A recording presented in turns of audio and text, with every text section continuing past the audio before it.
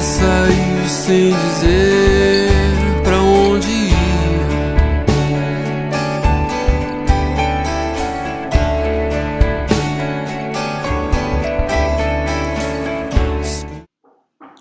Olá pessoal, tudo bem?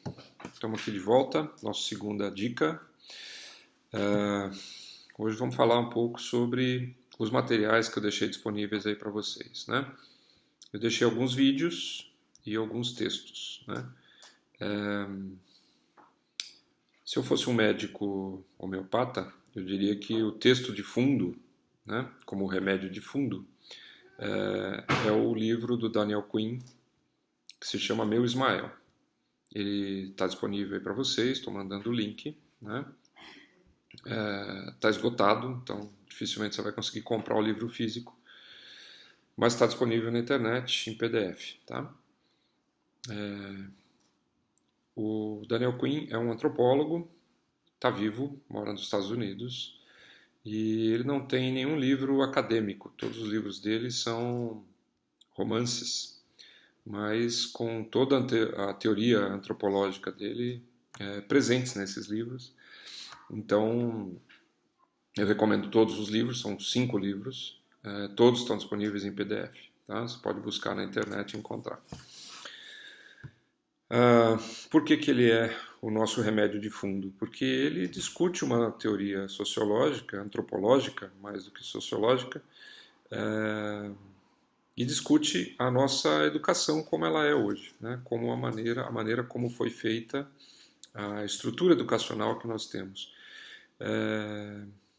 Uma das coisas que ele diz é que na nossa sociedade os nossos jovens nunca estão prontos para a vida adulta, né? A gente demora 12, 15, 20 anos, 35 anos às vezes, para produzir um adulto numa educação como a nossa. E isso em qualquer sistema de vida, em qualquer sociedade, isso é impensável.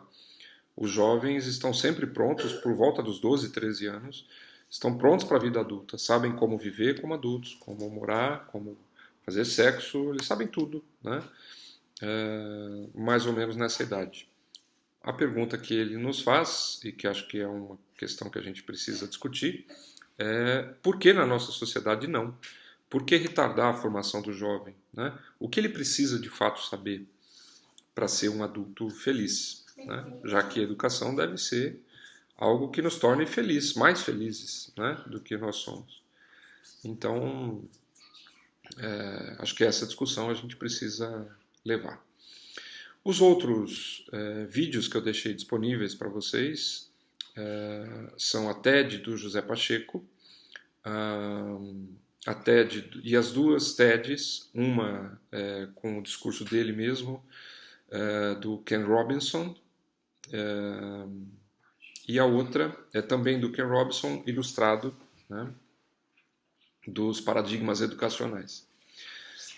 Se você não assistiu esses 3 vídeos, eu recomendo que você pare agora aqui e vá ver os vídeos para a gente poder travar essa discussão melhor, né? Não quero influenciar vocês na maneira de ver o vídeo, por isso é importante ver o vídeo antes da gente conversar. O José Pacheco é o ex-diretor da Escola da Ponte, em Portugal, e atualmente mora no Brasil, desenvolve projetos junto ao MEC e outras instituições, e é reconhecidamente um professor interessante, né? Porque lá nos anos 70 resolve criar uma escola que aceita qualquer tipo de criança, porque vocês devem lembrar que a nossa escola não aceita qualquer tipo de criança, né? Já que a nossa escola está baseada num sistema educacional que prioriza as questões cognitivas, né? Mentais, as atividades mentais. As questões físicas, as questões motoras, as questões emocionais estão completamente fora dessa escola, né? E o que o Pacheco fez foi, junto com outros professores, e ele reconhece isso, né? Foi criar uma escola que aceite qualquer tipo de criança e que lide com os problemas dessas crianças de maneira individualizada, de maneira personalizada, melhor, né? Então, é um pouco essa a tônica do discurso dele. Vale a pena lembrar, ele tem uma trajetória muito interessante, né, na sua vida, e ele reconhece em determinados momentos da sua vida que ele não sabe educar, né, e é esse reconhecimento que faz com que ele se torne um professor muito poderoso no que faz, né, ainda que não use seu poder. Então é importante que você assista esse vídeo, né, e que você pense um pouco sobre o papel do professor que ele coloca, né. Ele fecha a fala dele falando sobre os pilares educacionais preconizados pela ONU, né. Ele diz os 3 pilares, né, aprender a conhecer, aprender a ser, né? E ele questiona tudo isso na nossa escola, mostrando que na nossa escola essas coisas não existem, esses pilares simplesmente não funcionam. E além disso ele adiciona outros 3 pilares, né? O aprender a desaprender, que é algo que o professor não sabe fazer, porque ele se considera dono do saber, do conhecimento. Aprender a desobedecer, e ele diz isso individualmente é suicídio, mas coletivamente é uma força, né? O professor se acha muito importante e por isso ele não consegue trabalhar junto com ninguém, né? Por isso o tema da aula de hoje, da dica de hoje, é como trabalhar junto, né? Como pensar a educação junto e como produzir coisas juntos. E o último pilar que ele adiciona é o aprender a desaparecer, né? Desaparecer por quê? Porque quando o processo educacional de fato funciona, você não precisa estar lá como professor, né? Tive várias vezes essa experiência, inclusive nesse curso, né? Espero ter novas surpresas provocadas por vocês. E, portanto, aprender a desaparecer é aprender a se tornar coadjuvante do processo e não estrela, né? É algo difícil para os professores que gostam muito de aparecer. Peço que você faça uma seguinte recordação. Como foi a sua primeira experiência com a escola?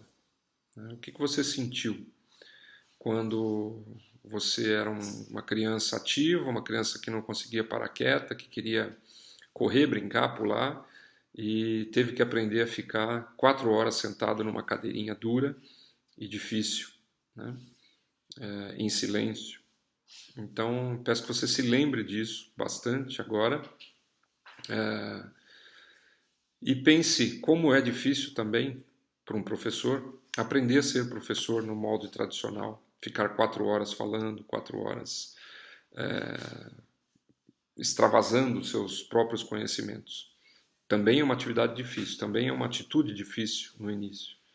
Só que assim como foi difícil no início, mas depois que você acostumou a ser aluno e sentar aí no seu cantinho, né, e ficar calado, você se acostumou com isso. Com o tempo você percebeu que era uma posição até que confortável. Você fica aí escutando o idiota falando lá na frente e vê se ele serve para alguma coisa ou não, né? Da mesma forma, o professor também se acostuma a falar 4 horas. Ele acaba se empolgando com seu próprio conhecimento e se encontra numa posição de muito poder, né? Esse poder do professor é advindo da própria ideia de autoridade do poder do professor, né? Como o conhecedor, como aquele que sabe o que está fazendo. Quero lembrar vocês, numa outra fala minha, que esse conhecimento, na verdade, não existe, né? Esse conhecimento é algo que é criado e que o professor simplesmente absorve e depois vomita, né? Não há nenhum conhecimento que não venha, pelo menos um conhecimento real, que eu prefiro chamar, concordando com Sócrates, de sabedoria. A sabedoria vem da experiência. E a maior parte desses professores sequer teve experiências que possam compartilhar com vocês. Então, e na maior parte dos casos, não se trata de sabedoria, mas sim de conhecimento passado de mão em mão, né? Que o professor absorve e depois vomita. Portanto, nós não temos grande avanço nessa questão. Os outros vídeos são do Ken Robinson. Ken Robinson é um grande educador inglês, Sir Ken Robinson, e paraplégico, né? Mas que reconhece na educação outras possibilidades que não apenas as habilidades cognitivas. E é isso que ele tenta mostrar quando ele fala da dançarina, na primeira fala dele, né? Na segunda fala, ele mostra como a escola surgiu e para que ela serve. Ela surge num contexto da Revolução Industrial, da primeira Revolução Industrial, e atende a esse contexto, atende à produção de indivíduos pacíficos, pacatos, que aceitam a dominação do outro sobre ele, esperando também dominar. E uma das questões que é muito instigante no vídeo dele é que ele diz que o protótipo de indivíduo que estamos formando na educação atual é do professor universitário. Esse é o estereótipo de indivíduo que se quer formar nas escolas, um professor universitário, como se isso fosse a melhor coisa do mundo. Eu tenho para mim que é uma das piores, né? Não existe coisa pior do que um professor universitário. São extremamente ácidos, destrutivos, acabam com o sonho de qualquer um, com a carreira de qualquer um, antes mesmo dela nascer. Então, eu acredito que há coisas melhores a fazer com a educação do que isto. E acho que esse é o nosso desafio. Debateremos, portanto, esses temas no Facebook e espero contar com a atitude de vocês da discussão filosófica e da discussão cotidiana, né? São assuntos que não dizem respeito apenas a nós, dizem respeito a toda a educação da nossa sociedade e que a gente precisa discutir com afinco e seriedade. Ok? Então é isso. Aproveitem a trilha sonora que eu tenho colocado aí, é da banda Stilnovist, de um primo meu, Martin Nussi, lá de Curitiba, e eu vou dando essas dicas aí para vocês irem se apropriando, tá bom? E também para fazer propaganda do primo. Um abraço para vocês e até a próxima.